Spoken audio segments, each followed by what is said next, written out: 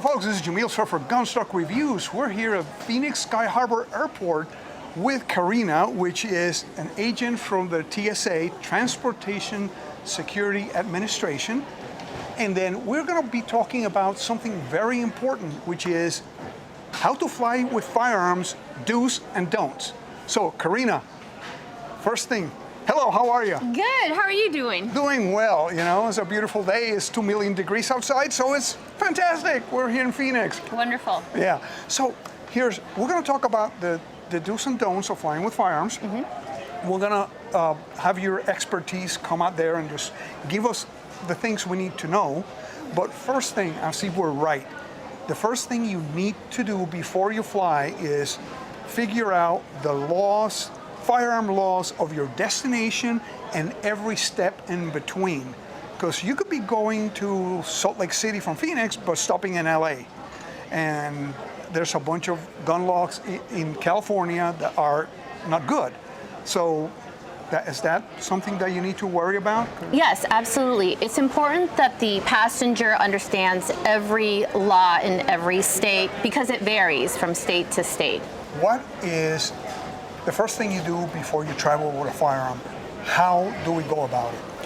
The first thing that you have to make sure is that the firearm is completely unloaded and that it is properly packaged in a hard, rigid case with a lock.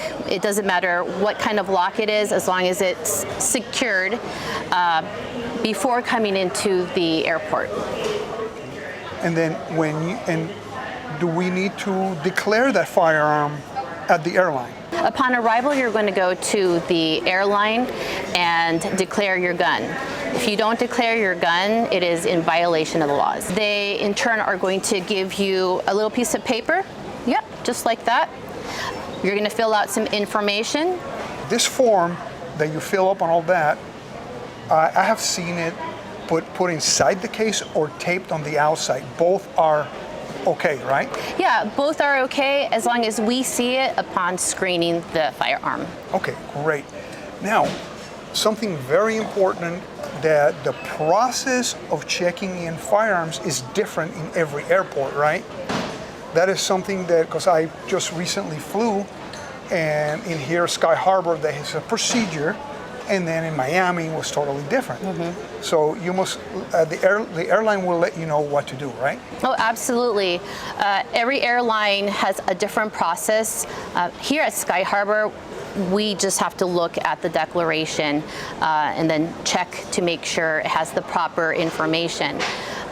You'll have to check with your airlines and see how they want the declaration packed into the case. You have all these variables. You have the TSA, you have the airline, you have your destination and layovers, and then you also have the timing involved in this process. This is not a simple 2-second process. This takes a lot of time, right?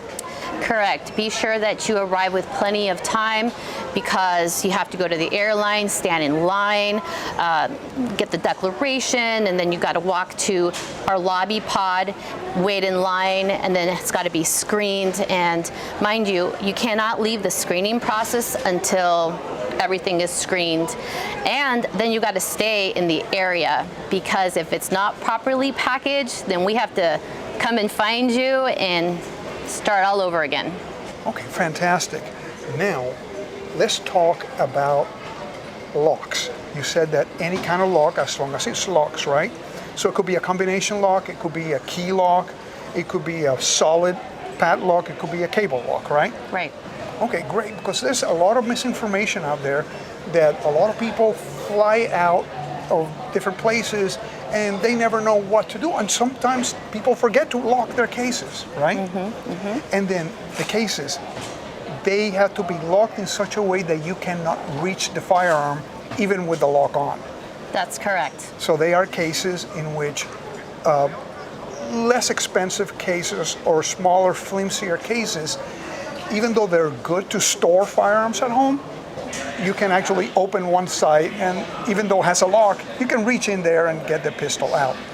Correct. We want to make sure that the locks are around the case so that we can't put in 2 fingers into the case. If we can, then it is improperly locked. Okay, great. Now, one thing that some people don't think about this, okay, is ammunition. How do you carry ammunition with you? Of course, correct me if I'm wrong, the gun has to be completely unloaded. Correct. But the ammo, can it be stored in any kind of box, or can it be loose? How do you package your ammo?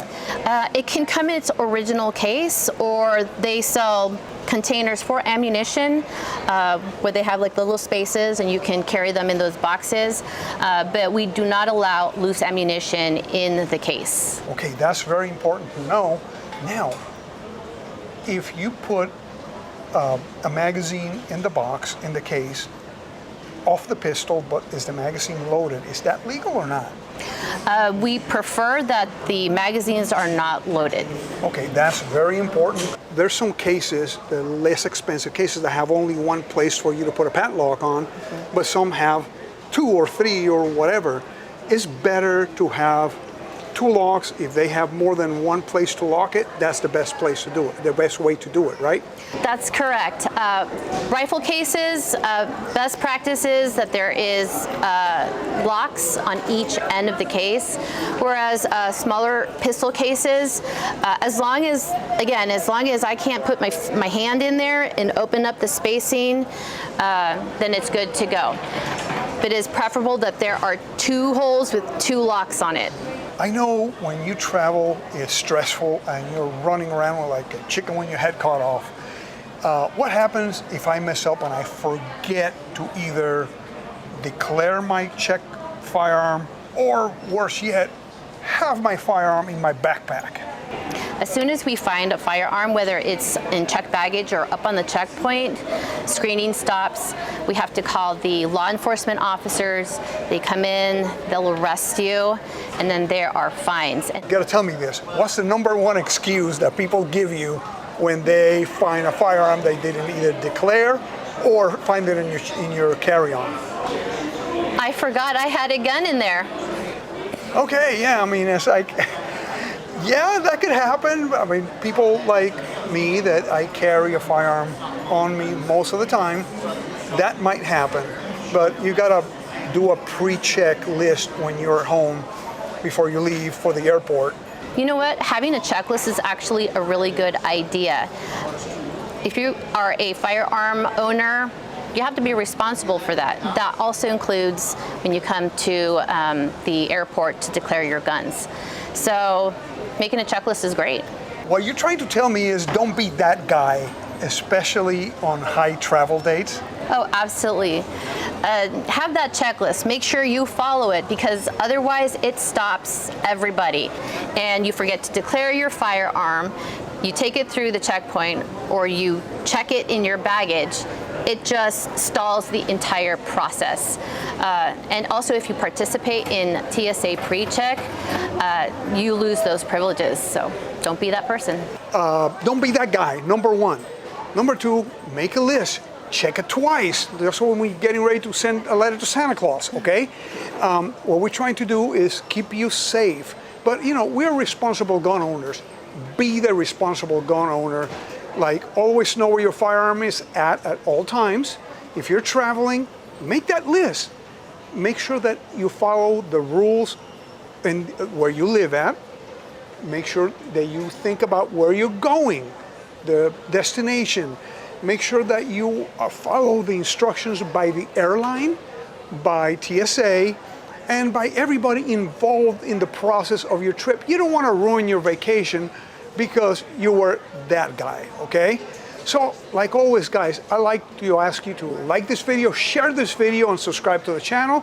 And like always, please remain healthy, stay safe, and definitely have fun at the range.